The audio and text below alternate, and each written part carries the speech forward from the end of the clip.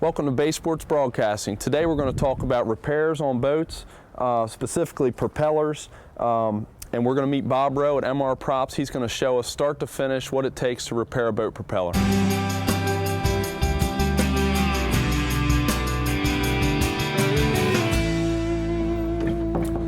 And we're here today with Bob Rowe from MR Props. He's going to show us how to repair boat propellers, shafts, skegs, any boat repairs you may have to your lower units. Hi, Bob. Oh, Lance. Can you tell us, Bob, how, you know, we always hear these stories of people running into things while they're out boating, damaging their boats, pulling the boats in at the boat ramp. And I see some boat propellers here that are damaged pretty good. Is that what they can expect if they run into a log or on a sandbar? Or? Well, yeah, this one here, I believe, was done backing up. Of course, his wife did it. This one here was done running on a sandbar. Of course, his girlfriend did it. And this one was done in the C&D Canal. I believe the guy's wife was blamed on this one also while he went downstairs to go to the So what bathroom. you're saying is the guys never do this. It's always the wives or girlfriends. Yeah, they always want to blame them. Yeah. So what you say this right here could happen if somebody hits a sandbar, or I guess anything really, but sand could actually do much damage to a propeller. Absolutely. You got to remember, you're pushing. You're probably a vessel that takes this size prop probably weighs 15 tons. Okay, so you're pushing 15 tons, and this is bronze. This is simple naval bronze. And then you're hitting, you know, it's going maybe 4,000 RPM, well, reduction, maybe 2,000 RPMs it's turning, and then you hit the sand and you're abruptly stopping all that tonnage. Yes, it can do that very easily. Here's one that was done.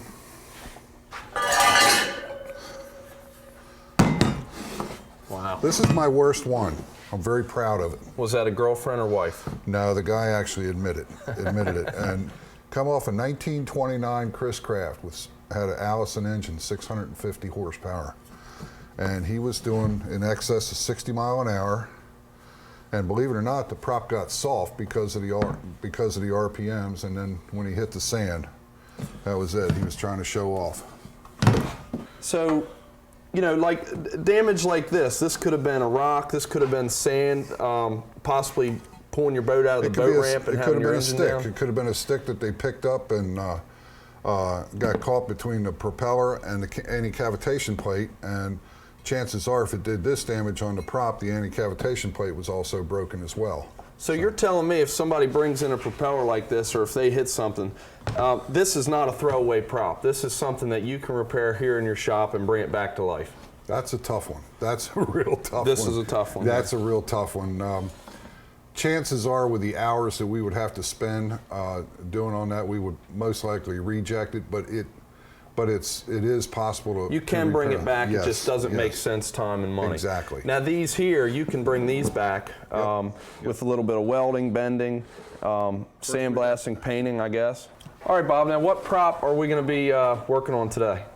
I think we'll do this one. This is a 16-inch diameter by 16 pitch prop. And as you can see, it's pretty well screwed up around the edges. Here, got a crack here. Now, what size boat is this off of, roughly? 25-foot boat. Okay. 350 engine, maybe 260 horsepower. Okay. In that range. It's a great prop. All right, great. Well, why don't you show us how it's done? Okay. I've already pre-sandblasted it a little bit. Okay, so that steps out of the way. Contrary to what they're stamped, usually a prop is stamped on the side, which you can't see with the camera, but it'll say the pitch, like 16 pitch. But we always read them first because you never know if the pitch has been changed for some reason. When you say the pitch, what exactly do you mean? Do you mean the angle of these blades? Exactly. Okay. That's the pitches from here to here. Okay. Okay, and of course this is your diameter. So the first thing you're going to do here is measure the pitch to see how far off it is, if in fact it is off. Right. Okay. And chances are, I know these props here, these props will probably come out to a 15 pitch. or maybe even 14 and a half, and I'll explain to you why. So what is this? This is called a pitchometer. Okay. And it reads, it's just a simple measuring tool. Now, a lot of prop shops today use what they call computers to measure. The computer is basically an enhanced one of these, and it's like a coordinate measuring machine, and it takes your readings and puts it on a computer screen real quick. But I have to do it all mechanically. But I know from past experience with myself, I had a boat that had some high-end propellers on it, and they were done by computers and at the factory, and we had some issues with them. And I remember coming in here and looking at them, and from the factory, done by a computer, they were wrong. Well, first off, we get this straight. When people say my props are done by a computer, the computer does not do any of the labor. It only reads it. Everything is still done with a hammer and heat and, you know, by hand or hydraulics, but a computer physically does not do the prop, it just reads it. That's why there's prop shops, because there's a ton of props out there just brand new right out of the box. Number one, they won't balance. Number two, the pitch could be off because they could pull them out of their molds at the factories prior to the castings cooling, and then things are still moving. But a prop shop like here or any other prop shop can fine tune the prop for you. I base everything on the RPMs of the engine. A pitch, each pitch regulates the RPMs anywhere from 150 to 200 RPMs, up or down, just depending on which way you go. So you can change the speed, you can change the fuel economy, you can change several things just by altering the angle of the blade. That's correct. Okay. Or the diameter. Okay. And the diameter as well. The smaller the diameter, the more RPMs it goes. Larger, the less, but you're pushing bigger diameter, the more water you're pushing per revolution. Large, heavy boats like cruisers have, their rule of thumb is diameter. The bigger the diameter, the more efficient that boat will run, because they're not trying to break any land speed records. So it's like rowing a boat with a skinny oar or a fat oar, you know. All right, reading the pitch. First, we locate roughly the center, and we'll raise this up, we'll move over. The pitch is always read in a 60-degree increment, 60 degrees from here to here.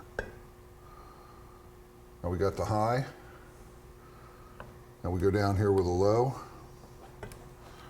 Now, we'll read in here, it's 15. No, it's 14. And you had said it would be around 15. Well, so 14. Yeah, rough idea. All right, now we'll read another blade.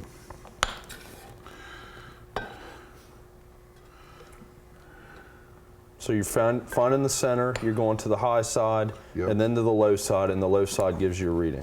Right. This one's about 14 and a half. And what I'll do is I'll mark these.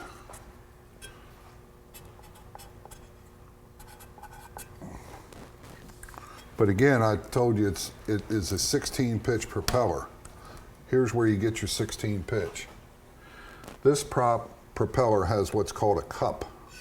This trailing edge, if you can look at this right here, so you can lay your thumb right in there almost. It's There's curled, a little scoop. it's curled up. That's what's called a cup on the trailing edge. So if we read right to the top edge of that,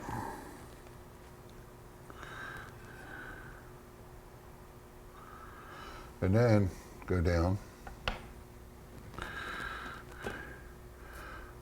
we're about 15.8. The prop's out of whack. It'll be at 16 when we're done. So the cup, explain what that little bit of cup does for a boat propeller. What that cup does, originally, cup was developed to help reduce cavitation. Cavitation or aeration is when the prop is too close to the surface and it pierces the surface and then it pulls air in, and you'll get the propeller will spin freely without no thrust to the boat. So what cupping does, it does the same thing as what happens to you when you swim and you cup your hands. You develop thrust and you're grabbing the water. You're grabbing the water more and you're developing more thrust out that way. So it picks up your speed, it reduces cavitation, It adjusts your RPMs. Now, do all propellers have cup, or do No. some of them don't? No. Now, ones that don't, are you able to put cup into them? Yep. You are able to add that if somebody wants I that. put cup in, I adjust cup. Sometimes you can compensate on a propeller. If a propeller needs to, let's say we figure out that a propeller is a 25 pitch propeller, and they really need to have 25 and a half or 26. That's what the numbers would work out for their engine. So rather than change the whole blade, we can just cup the trailing edge and you'll get the same effect, but you'll get more thrust. The only time where cupping is a downside is when you go in reverse. It doesn't bite the water as much because the cup is going in the reverse direction. Mm-hmm. You just have to give your motor a little bit more RPMs. So it looks like you've got about a 1/2 inch difference overall on the whole prop. I think you went from 14 Oh, right here. to 5. Almost 2-inch cup. There's almost 2-inch cup in here. Okay. If you were to take a straight edge, let's see. So if you take that and then look at the gap between the two. Mm-hmm. It's about 1/8 of an inch. Okay, so you've checked the pitch, and you've checked the cup. And what's the next step you do? We're gonna beat the hell out of it. And that's what we're gonna do. We're gonna knock the hell out of this prop to get it back in shape. How do you determine the diameter? If it needs more, like if one blade maybe has lost more metal than the other and you have to build onto that, or what's your way of measuring the diameter? Well, it's right here. We have these lines here. Okay. And then what we'll do is just you can take a square, and here's your, this prop originally when it was brand new was 16 inches diameter. So you can hold that on to 16. You can see it's about a 1/16 short there. It's still on the money there. Mm-hmm. And obviously it's small there because you can see the big chunk. And so like you said, for a work boat, not a high performance boat, if it's within that 16th or 8th, yeah, it's fine. Okay. The first thing when we work on props, we work on them upside down. So the first thing I'm going to do is identify if there's any ridges here that's going to hurt me. And there are right here and here. So I'm just going to grind them down real quick so they don't bother me on the pitch block.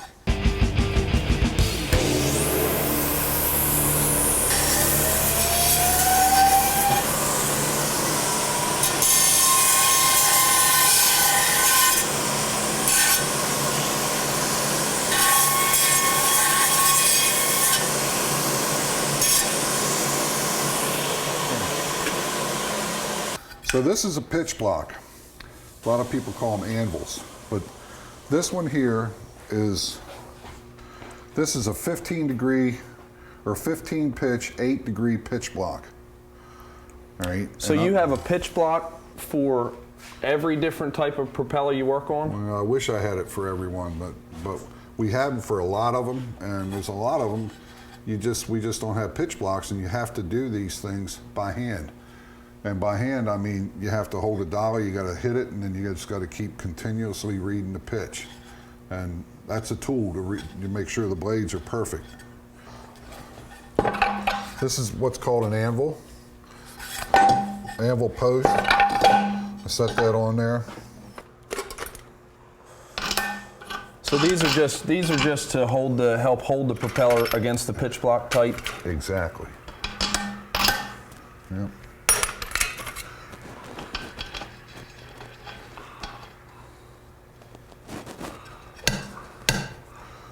Okay. Down fairly tight here, and of course it's up all in here, and what the idea is we want to get it down tight to this block as tight as we can. These are my money makers, hammers. Knock the hell out. All right, now I want to know how many fingers have been lost since you've been in this business. This one's been cut off. This one's been broken, as you can see the hump. These, I've lost several nails. Here, this one's still messed up. It's all infected. I got cuts on my shins that are down to my bones. polishing stainless steel props and then they fly out. So this could possibly be on one of the world's deadliest jobs. So you had said before that sometimes you have to heat the metal up. But on this propeller's aluminum, which is the softest material that you work with, right? Yeah.